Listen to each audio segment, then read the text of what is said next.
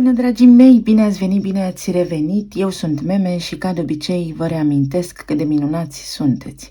Astăzi fac citirea pentru întreaga săptămână. După cum bine știți, v-am spus anterior că sunt în vacanță. Să vedem așadar cu ce mesaje bune vă las și cu câtă bună dispoziție vă puteți încărca. Citirea este una generală, așadar dacă ați accesat clipul, indiferent de momentul în care o faceți, vreun mesaj important poate fi aici pentru voi. Rămâneți să vedeți. Să vedem, primul mesaj pentru următoarea săptămână este suspendat. 44. Mă simt nesigur, lipsa siguranței, care are legătură cu trecutul meu, familia mea, casa mea, părinții mei. Este o senzație ușoară de al nimănui. Este temporar, totul trece. Am vaporul care ar trebui să fie conectat cu elementul de apă, însă de această dată se regăsește în aer. O lipsă a direcției, nu știu unde să ancorez. Din motive evidente de lipsă de siguranță. Ceva v-a supărat zilele astea.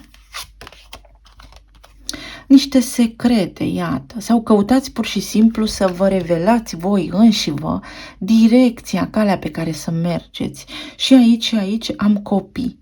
Cu siguranță pentru foarte mulți dintre voi există o temă a familiei aici și a trecutului, însă de asemenea energia ne spune că implică un efort din partea noastră să ne găsim drumul.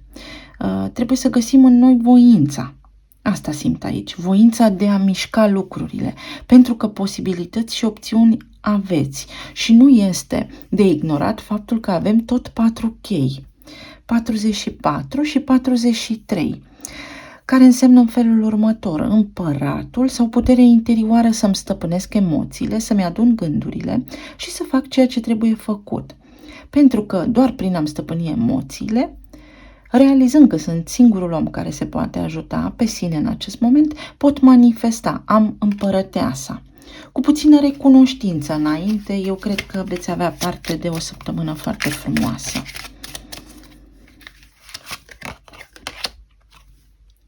Sigur că da, și aici avem puterea, ce frumos, elefantul și 2 bufnițe, iar această bufniță îi oferă celeilalte sprijin, siguranță și confort.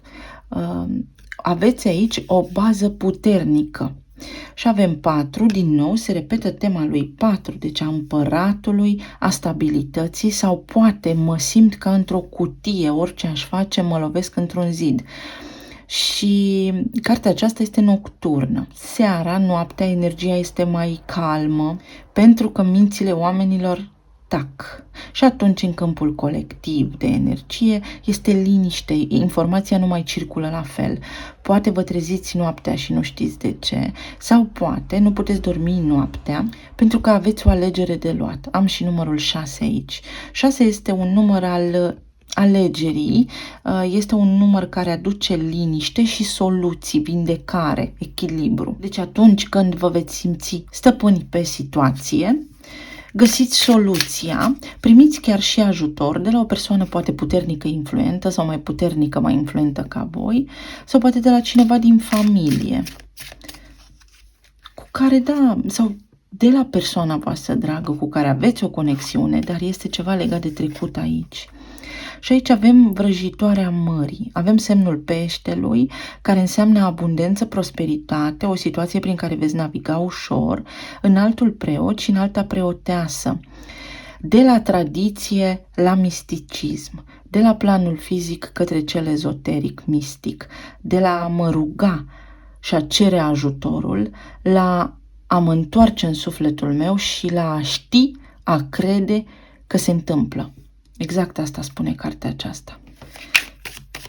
Uitasem să aprind o lampă. Mai departe, pentru următoarea săptămână, ce ne aduce energia? Vedeți, faptul că uitasem să aprind o lampă și este prima dată într-un an de zile când mi se întâmplă, înseamnă că nu vedeți ceva este ascuns și avem aici secrete, dar aveți și posibilitatea să aflați, să vă treziți dintr-o dată că ceva nu este în regulă și să vă poarte intuiția, da, în locul potrivit pentru a soluționa.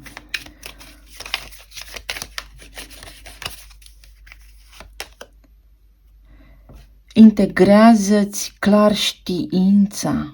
Vai, ce mesaj frumos! Vedeți cum este lupul acesta aici? Lupul este practic câinele în forma lui naturală. Câinii sunt tot lupi, dar domesticiți. Asta înseamnă că vă puteți întoarce la forma voastră naturală și să vă amintiți ceva. Dacă vreți să știți ceva sau căutați vreun răspuns, energia aici îmi transmite că voi deja știți răspunsul, sau cel puțin foarte mulți dintre voi. La orice, nu știu, de la cel mai mic și mai banal caz, mi-am pierdut cheile sau ascuns cheile de mine, până la Temirce, chestiune foarte importantă de viață. Voi aveți în voi toate datele pe care dacă le conectați, veți vedea că aveți și răspunsul. Ce chestiune importantă veți avea aici în legătură cu relația voastră? Nu vă simțiți de-al locului, vă simțiți un pic pierduți, poate ați descoperit niște secrete sau poate aveți senzația că cineva vă amăgește sau că vă regăsiți așa cumva singuri, deși sunteți într-un cuplu. Ce arhetip avem aici? Ianuarie, Capricornul și Vărsătorul, Racul și Leul. Voința inimii să fiu liber, aș vrea să mă eliberez de ceva, voința inimii mele este să scap de o povară, aș vrea neapărat, până la cel mai mic detaliu, să înțeleg ce se întâmplă cu casa mea în casa mea sau ce s-a întâmplat în trecut sau cum pot să iert trecutul. Foarte mulți dintre voi aveți nevoie de liniște. Arhetipul pești este cel care este complet dezinteresat de planul material. În ce sens? Constructul arhetipului este acela de a se înălța, transcendența. Depășesc planul material, îl înțeleg. Și August, Leul și Fecioara, Peștii și Vărsătorul din nou. Poate vă ajută un prieten sau un prieten v-a transmis un mesaj și acum vă îndoiți, chestionați sau aflați vreo veste de la cineva legată de casa voastră și atunci vă îndoiți posibil. Pentru alții dintre voi s-ar putea să fie o chestiune legată de serviciu și de bani, aveți nevoie de ajutor și încă o veste bună aici pentru unii dintre voi, veți fi promovați. Mai vreau să mai iau o carte oracol pentru că îmi plac mie acestea mult. Relațiile, ne tot urmărește cartea aceasta, nu public de 2 ori aceeași citire, să știți, mi-a mai scris cineva prin comentarii, nu fac așa ceva. Cine are îndoială să ia clip cu clip, să verifice. Deci relațiile. Doriți să vă stabilizați relația. Relația cu părinții, relația cu trecutul, relația cu copiii, relația la serviciu. Parteneriatele vor fi în discuție aici. Dublă confirmare. Și aici avem un nod, dar este pe roșu, ceva care a fost foarte solid. Foarte solid. Unii dintre voi posibil să aveți și copii împreună. Așadar, în timp ce împart cărțile de tarot, vreau să vă mulțumesc tuturor pentru că mi-ați fost alături. În curând, mai precis pe 29, se împlinește 1 an de când am lansat povestea aceasta de viață și de creștere spirituală și de acceptare și de vindecare împreună. Cel puțin pe mea, de aici am pornit și sunt tare bucuroasă dacă, nu știu, vreun cuvânt de aici a făcut vreodată vreo diferență. Nu mi-asum niciun merit, pentru că eu sunt fix ca un traducător care interpretează, sunt un interpret. Voi faceți, pentru că voi ascultați și voi puteți decide cum și în ce fel să aplicați vreodată orice fel de informație auzită din exterior. Așadar, la mulți ani Hecastro Tarot, la mulți ani vouă și vă mulțumesc fiecăruia dintre voi în parte. În zona relațiilor avem atingerea lui Jupiter, roata destinului, înaltul preot, 5 de spade, 5 de cupe și 9 de cupe. Am spus, sunteți în căutare, aveți o dorință arzătoare să vă eliberați de ceva. Pe foarte mulți dintre voi vă apasă 5-ul, puterea lui 5. Puteți căuta despre ea pe internet, ca să nu lungesc aici clipul. Mi-am promis că îl fac mai scurt astăzi, evident că nu cred că mi iese. Puterea lui 5. 2 a fost o protecție anterioară. Unii dintre voi aveți niște regrete. Vă simțiți vinovați de ceva. Iar alții dintre voi nu puteți depăși o trădare și vă apărați încă de aceste lucruri, fără să vedeți că în fața voastră răsare soarele în fiecare zi. De ce? Pentru că energia vă spune, roata se învârte, dar tu trebuie să te urci în ea. N-ai cum, stând pe margine și privind, să trăiești viața. Trebuie să fii co-creator, coparticipant în viața ta, viața ți aparține. Există energia, dar tu o pilotezi avionul, înaltul preot, pentru că poți atinge desăvârșirea, cerul cu mâna dacă îți dorești. Oamenii se așteaptă atunci când întind mâna să atingă fizic cerul, dar dacă priviți printr-o altfel de perspectivă, ori de câte ori întindem mâna în sus, noi atingem cerul. Da. Altul preot aici vorbește despre credință. Vreau să am încredere în tine și nu pot. Pentru cei singuri, v-ați pierdut încrederea în voi înșivă și vă gândiți cumva la viitorul vostru. Aveți o dorință foarte mare care poate lua amploare imediat ce voi vă îndepărtați de trădările trecutului, de spusele cuiva care v-a rănit. Cu iertarea trecem marea. Iertarea este necesară aici. 5 de cupe spune durere în suflet, care, după cum spuneam, este temporară sau este o alegere cât timp o țin aici. Și puteți să primiți, să manifestați relația pe care vă doriți voi. Dacă ați cunoscut pe cineva, puteți lucra cu omul respectiv să ajungeți la stabilitate. Dacă nu ați cunoscut pe nimeni, de asemenea, puteți cunoaște pe cineva cu care să ajungeți la stabilitate. Dar întotdeauna să țineți minte că tonul face muzica și voi sunteți dirijorul. Pentru cei care sunteți căsătoriți, ați traversat sau ceva de genul acesta, o perioadă în care v-ați tot certat și v-ați rănit reciproc și voi, pentru că voi mă ascultați acum, v-ați săturat așa și ați vrea să dispară aceste provocări, care pot avea legătură cu lipsa banilor, cu secrete, cu lipsa de comunicare constructivă în relație. Jupiter vorbește despre călătorii. O perioadă foarte bună de recalibrare energetică între voi și partenerul vostru poate însemna o vacanță sau să stați mai mult împreună, să încercați să eliminați această stare. 5 de cupe mai poate fi și victimă. Poate partenerul vostru vă face vouă asta. Se crede o victimă, se vede o victimă, dar lucrurile se pot ameliora. Roata destinului apare atunci când este important să anunțe o schimbare. Intervine o schimbare așa cum vă doriți voi, mai bine, mai stabil, mai prosper din punct de vedere financiar.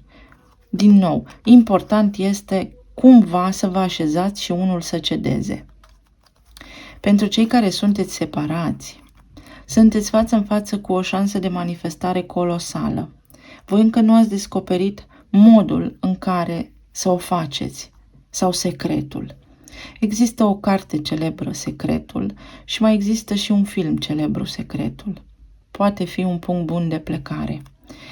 Nu putem niciodată materializa întoarcerea cuiva sau ceva de bine, fiind aliniați la o undă vibrațională joasă. adică ceva de genul acesta. Nu mă pot întâlni, cum mă pot întâlni să mă salut zi de zi cu vecinul de la 5 dacă eu stau la 3? Nu ne întâlnim pentru că suntem pe paliere diferite, fix așa. Voi cu persoana voastră de interes, în acest moment sunteți pe paliere diferite, dar persoana voastră de interes să știți că se gândește cu încredere la o revenire. Această persoană simte dorința de revenire în viața voastră. Să vedem mai departe. Pentru cei singuri, 5 de spade, are turnul. Păsarea este aceasta, că mă simt dezorientat, singur de foarte multă vreme și nu înțeleg de ce și ce mi se întâmplă. Lipsa de direcție, voința. Setați-vă, trasați-vă concret și corect așteptările, în primul rând. Este ceva ce voi știți sau dacă nu știți despre voi, întrebați-vă ce anume fac greșit. Pentru că undeva ceva faceți, fie aveți vreun ideal de neatins, fie ceva faceți și încurcați energia. Pentru cei căsătoriți, Asul de cupe. Aici sunt discuții, deși vă iubiți, vă certați sau nu ați comunicat bine sau aveți impresia că partenerul vostru v-a ascuns ceva și de aceea vă certați și sunteți triști sau vă gândiți și v-ați întristat pentru că nu știți dacă partenerul vă mai iubește sau nu. Asul de cupe vine ca o confirmare. Orice v-ați îngrijorat voi acolo că se poate întâmpla, se poate și remedia. Iar pentru cei care sunteți separați, avem asul de monede, o șansă și o posibilitate. Dar această șansă și posibilitate, vedeți, înseamnă să vă încărcați inima și sufletul cu entuziasm, să vedeți și binele, să fiți și recunoscători, să vă trăiți viața, să vă bucurați de ea. Ei, iată cum, prin bucurie, vă întâlniți pe același palier, vibrațional vorbind. 5 de cupe, ce regretați aici? Cineva vă regretă. 3 de spade, iată. Pentru cei singuri. V-am spus, nu puteți ierta o trădare din trecut. Sau este o lipsă de încredere în sine foarte accentuată la voi. Pentru cei care sunteți într-o căsnicie sau relație stabilă. Regina de bâte. Lipsa de încredere unul în celălalt, poate credeți că partenerul vostru are pe altcineva sau poate chestiunile legate de relația voastră sexuală au scârțit aici. Și atunci, cum puteți aprinde flacăra? Pentru că de iubit vă iubiți. Încercând să nu mai opuneți rezistență, încercând să vă apropiați așa, cum știți voi, că voi vă cunoașteți mai bine unul de celălalt. Iar pentru cei separați, avem 2 de monede. Implică alegerea amândurora dintre voi împăcarea aceasta.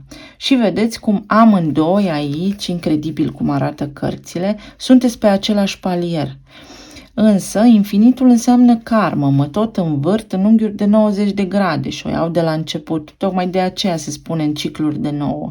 Nu văd cum aș putea să fac, nu știu ce se întâmplă sau am de cântărit ceva. Și voi și persoana la care vă gândiți acum cântăriți niște opțiuni, dar sunt chestiuni care sunt strâns legate de istoria voastră împreună. Și atunci, fiind mai mulți factori implicați aici, aveți nevoie să curățați acolo o dramă. Tot pentru voi 8 de cupe, dar reușiți. Și voi și partenerul vostru, dacă vă doriți, reușiți să faceți acest lucru. Din nou am acest aspect al alinierii, da? Pe același palier. Ce vă unește aici? Iubirea. Dar ambii trebuie să renunțați la ceva, pentru că este o plictiseală emoțională aici, este o nemulțumire, o lipsă de satisfacție reciprocă. Drept urmare, culoarea mov este cea crei coroană, care spune înțeleg. Înțelegeți unde ați greșit și voi, unde a greșit și partenerul vostru. Persoana aceasta trebuie să facă și ea aceiași pași pentru a vă întâlni, pentru că pe munte ajungem toți pe aceeași potecă, făcând aceiași pași. Ce spune roata destinului pentru toți? Cavalerul de bâte. Surpriză. Cineva foarte hotărât și determinat, care se poate purta ușor imatur, sau voi veți avea tendința să acționați din același tipar, din subconștientul vostru, vedeți, pe care trebuie să-l curățați, să acceptați ce aveți de acceptat, să realizați ce aveți de realizat, pentru că aici este pasiune, este o chemare, chemarea înapoi. Energia vă cheamă unul către celălalt, energia vă cheamă să vă împăcați dacă sunteți deja într-o relație, iar energia vă cheamă către un om potrivit vouă dacă sunteți singuri. Cât despre cei separați, aici este multă activitate și multă acțiune, dar este și un pic de mândrie. 8 de bâte. Se repară comunicarea, se va repara comunicarea, dar cineva este surprins. Pentru foarte mulți dintre voi, cred că am mai spus într-o citire, persoana la care vă gândiți voi se uită către voi, vă urmărește, vă caută cu privirea, vă vrea, este atentă la voi, se gândește la voi, dar așteaptă ca o punsătură așa de la voi, așteaptă un semn. Iar voi, când mergeți către această persoană, trebuie să fiți șoimul. Șoimul este cel care capătă imaginea de ansamblu. Ok, tu mi-ai greșit. Bine, bine. Dar și eu am făcut parte din relația asta. Întotdeauna adevărul este la mijloc. Și așa reușiți să vă întâlniți. Cea mai bună carte pentru cei singuri. Clarvăzătorul, urmărește-ți, urmează-ți intuiția pentru că te poartă în locul potrivit, alături de omul potrivit, în cadrul potrivit. Pentru cei căsătoriți, secretele tale sunt în siguranță. Voi chiar doriți să descoperiți aici niște secrete sau aveți voi în familie niște chestiuni, traversați o perioadă din asta foarte încărcată, voi în familie aveți niște chestiuni private care nu vreți să se afle, este o treabă de genul acesta sau dacă s-ar afla, v-ar destabiliza, le rezolvați. Iar pentru cei separați, scutul, ești în siguranță sau la adăpost de greutăți. Nu aveți de ce să vă temeți și nici de ce să vă protejați cu cinciul acela de spade. Protejarea aceea este lipsa puterii, neputința. Când omul se simte neputincios, face orice, așa, ca să facă ceva. Este indicată o elevare, o înțelegere, înțelepciune, filosofie aici, calm și curaj. În zona materială avem 2 de monede, înalta preoteasă, 4 de spade, împărăteasa și 10 de cupe. În planul material vă gândiți dacă să vă luați un concediu și da, vi-l luați pentru că aveți nevoie de odihnă, pentru că îl meritați, pentru că vi-l puteți permite unii dintre voi și pentru că aveți nevoie să vă reconectați cu familia. Alții dintre voi vă vizitați familia în țara voastră de origini sau acasă, în orașul vostru de familie. Căutați adăpost. Aveți de luat o decizie și vă retrageți pe meleagurile natale. Pentru alții dintre voi primiți o mărire, primiți o poziție nouă, un serviciu nou. Sunteți în negocieri, în tratative unii dintre voi, ascultați-vă intuiția, lăsați-vă ghidați doar de intuiție. Se pare că foarte clar așa în minte cam aveți ce vreți, dar cu toate acestea, dacă a apărut în alta preoteasă aici, este și o urmă de îndoială acolo, care trebuie eliminată. În sensul că, în liniște, voi cu voi înșivă, gândiți-vă ce vă doriți, pentru că ce veți simți și ce veți gândi, aia veți atrage. Împărăteasa vine cu abundență. Sunt cele 2 energii feminine desăvârșite din tarot. Vă ajută energia să manifestați, dar trebuie să știți ce, pentru că v-am spus, a început citirea așa cu o teamă, o lipsă de direcție. Și aici căsătoria poate însemna un parteneriat, pentru că știți vorba, de foarte multe ori oamenii își reproșează reciproc, te-ai căsătorit cu slujba. Deci, 2 de monede. Ce căutați voi aici? Ce analizați? 5 de Bâte. Aici nu puteți să mai evoluați unde sunteți, unii dintre voi, și doriți un serviciu nou. Alții dintre voi ați vrea un concediu și nu vă lasă, nu vi se permite de la serviciu să plecați. Sau este perioada foarte încărcată și nu puteți pleca. Pentru alții dintre voi, dacă nu mai lucrați deja, aveți o chestiune legată de bani, bani pentru mama, bani pentru familia mea și acolo vine provocarea. Pentru alții dintre voi, așteptați cu nerăbdare să vi se răspundă la o ofertă de serviciu, un interviu la care ați fost, pentru că ați fost mai mulți aplicanți pe același job. Alții dintre voi așteptați niște rezultate și stați în tensiune. Și alții o promovare. Mai aveți puțin de așteptat, un pic de răbdare. Asul de monede îl aveți la picioare, dar voi vă uitați așa cumva în sus. 3 și 3, colaborare și parteneriate, două opțiuni. Veți avea de ales. Veți avea de unde alege aici. În zona emoțională avem temperanța, faetonul, regele de monede, lumea, 10 de spade, ce frumos. În zona emoțională, da, începeți săptămâna așa cumva și mai nostalgici și mai lipsiți de chef, de energie, dar vă reveniți. Pentru că se întâmplă ceva care vă echilibrează. Primiți ajutor, primiți o vizită de la cineva neașteptat și este cumva ceea ce trebuia să se întâmple. Sau vă întâlniți din întâmplare cu cineva. Nu este regele, este cavalerul, iertați-mă. Este târziu noapte, v-am spus că ziua mai greu filmez acum.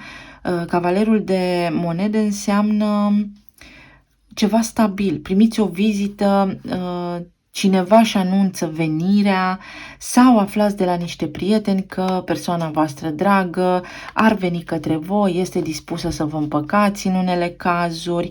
Tot ce aveți de făcut pentru a manifesta acest lucru este răbdarea, pentru că deja ați ajuns la sfârșit de ciclu aici, cu 10 de spade, cu tortura psihică, cu lipsa de comunicare, cu absolut tot ce putea fi mai rău. Urmează asul de spade, mânuit cu înțelepciune de acest cavaler care vine încet, deși este cavalerul de monede, el va și discuta lucruri concrete și atunci veți avea o concluzie foarte clară despre lucrurile pe care le aveți de făcut acum și care vă este direcția. Și iată cum vă puneți steagul, ancorați, veți ști unde ancorați și în ce port.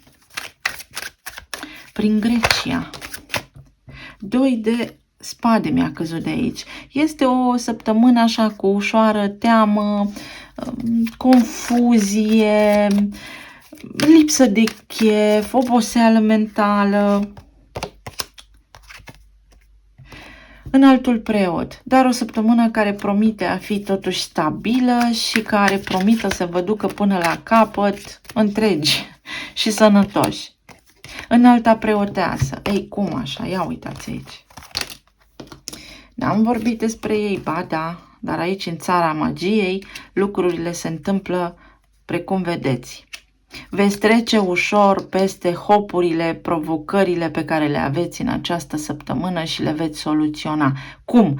Cu calm, omenește, respectos și deja știți în sufletul vostru, veți fi ghidați. Când să deschideți ochii, ce să spuneți, cum să spuneți. Pentru alții dintre voi, v-am spus, cineva plănuiește o vizită și anunță o vizită, aveți o surpriză. Și încă o carte. Pajul de bâte, chemarea sufletului este aici, o bucurie până la sfârșit. Unii dintre voi veți fi mai entuziasmați, primiți o veste care vă bucură, care vă încălzește sufletul, vă face inima să bată, este de bine. La nivel medical aici, acestea pot fi analize de sânge și s-ar putea să nu știți, da? Să nu știți că aveți nevoie, dacă vă simțiți puțin amețiți, să faceți niște analize de rutină sau să nu vă mai neglijați sănătatea pentru foarte mulți dintre voi, pentru că aveți nevoie de echilibru, pentru că ar fi indicat, dacă cumva vă simțiți rău, în loc să spuneți zilnic, au mă doare capul, mai bine să verificați ce anume se întâmplă și care este sursa durerii. Talismanele.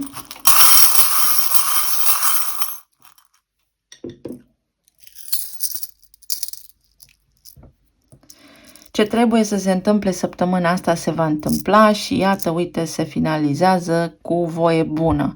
Aici, la început, este puțină trufie, puțină mândrie, puțină imaturitate, puțină lipsă de răbdare, lipsă de chef, dar are legătură cu trecutul vostru, casa voastră, părinții voștri, poate fi vorba despre o instituție, un credit care se aprobă greu, chestiuni financiare, pentru care până la urmă veți rezolva. Tema concediului, după cum spuneam, este foarte importantă. De ce? Pentru că vara, când îi vezi pe ceilalți că pleacă în concediu, îți vine să te uiți în jos, ca să fiu discretă și diplomată. Și atunci, normal că și voi vreți și voi veți putea. Pentru alții dintre voi, aici văd ceva gastric, o provocare, enteroviroză, atenție la microbiom, da, pentru că am rădăcinoasele și banane, durere la stomac, ceva dietă, să aveți grijă, da? Lucrurile vor lua o amploare mai mare cu cât le veți trata voi mai înțelept și cu cât veți avea mai multă încredere în viața asta. Unii dintre voi primiți niște flori sau veți fi gratulați, complimentați și vă veți simți foarte bine. Avem semnul balanței, evident cu atâta indicație despre relații deja afișate, lesne de înțeles, balanță sau berbec sau discuție despre relația noastră. Și nu mă așteptam. Din nou bananele, poate fi potasiul aici în discuție, poate fi încredere sau chestia asta cu doctorul, o recoltare de analize. Văd aici și s-ar putea să fie această, fie copii, vedeți, cei care aveți copii, mai ales cei mici, cum am pățit-o și eu cu fiica mea, ceva se întâmplă acolo, dacă se prezintă simptome, fiți cu băgare de seamă, este ceva la stomac, vreo bacterie, e complicat cu ei. O reparație pe care o puteți face în casă, în relație, în tot, iată, o vizită, vine să repare ceva, cineva sau o vizită se întâmplă, da, aveți și o reparație prin casă aici, unii dintre voi, ceva pe la aerele condiționate, fără glumă, pentru că am elemente de aer aici, se transformă, se schimbă, rezolvați, foarte mult element de comunicare aveți aici, ne aduce anul ce aduce ceasul, va veni ca o surpriză, uite, voi și persoana voastră dragă, unii dintre voi, care nu se dă bătută într-o anumită privință sau nu s-a dat bătută, a fost încăpățânată o lungă perioadă de timp și acum în sfârșit cedează. Avem delfinii, iubirea, avem asul de monede care a apărut deja, mai ales la cei separați, avem turnul, acel sfârșit, uite și berbecul, vorbim despre relația noastră și ce suntem noi unul pentru celălalt. Da, aici văd un regim alimentar. Elefantul și puterea, vedeți, aveți bază, o bază solidă pe care să lucrați. Sau trebuie să fiți atenți la bază. Uite-l și pe 6, care este alegerea. Îndrăgostiții. Mai suntem sau nu mai suntem cine am fost? Și inițialele UE. Ei, cineva de prin vreo țară UE. Uite cum țin eu continentul în palmă sau lumea în palmă. Inițiala N, P, E, W-E. Vă uitați în oglindă unul la celălalt și se recalibrează un circuit energetic. Revine ceva la normal. Este un moment, știți cum e? Trebuie să fii pe fază, să te urci în tren, nu să rămâi pe peron. Alții dintre voi văd că aveți provocări la circuitele electrice, la instalația sanitară, să aveți grijă, pană de curent sau pană la mașină, fiți atenți. Deci fiți atenți înainte să vă urcați în mașină, uitați-vă să nu aveți cuie în cauciuc, verificați, pene, ia uitați. Veți reuși să treceți ușor peste lucruri sau faceți în felul următor. Dacă mergeți pe stradă, aveți vreun dubiu, o întrebare. Nu știu, vă dau un exemplu poate banal sau hilar eu, dar voi vă puteți pune un punct de reper pe care doar voi să-l știți ca să primiți confirmarea. Vreau să găsesc pe jos o pană portocalie. Dacă răspunsul este, pentru voi veți găsi o pană portocalie, nu portocalie la propriu oranj precum portocala, dar veți găsi așa un colț dintr-o pană care e puțin ușor galbenă portocalie. Și acela este un semn. Avem un număr 7 aici, o negare. Negare. Când ieșiți din negare, treceți peste, urcați o treaptă. Mereu îl iei pe nu în brațe. Se lămurește nu acesta, un. Ce mai am aici? Am pepene. Aveți nevoie să vă hidratați. Pentru Elena. Ce frumos. Apropo de domnul care o căuta pe doamna Elena Dumitrache, da? Ei, uite, cineva vă caută și vă iubește, Doamne, numai că nu spune. Vedeți cum e cu comunicarea omului? Ce este al tău este pus deoparte. Aliniază-te tu la ceea ce îți dorești și fii tu așa cum vrei să fii omul de lângă tine și garantat se întâmplă așa cum trebuie. S-ar putea să aveți o mică surpriză că cineva poate risca ceva sau poate are legătură cu pariurile sau să descoperiți că partenerul vostru de viață are vreun viciu sau asta să fi fost cauza separării, discuțiilor, certurilor. Din nou, este nevoie să discutați despre acel lucru, iar persoana respectivă în primă fază va nega, avem pe unul, după care va accepta, vă va da dreptate dacă asta vă ajută pe voi să vă simțiți mai bine, dar aici trebuie un pic de lucru. Somn. Nevoie de odihnă și de concediu și va apăru și 4 de spade. Sau cineva doarme, dar se trezește. Și nu se trezește așa pentru că vrea. Se întâmplă niște lucruri din eter, dragii mei. Știți cum e?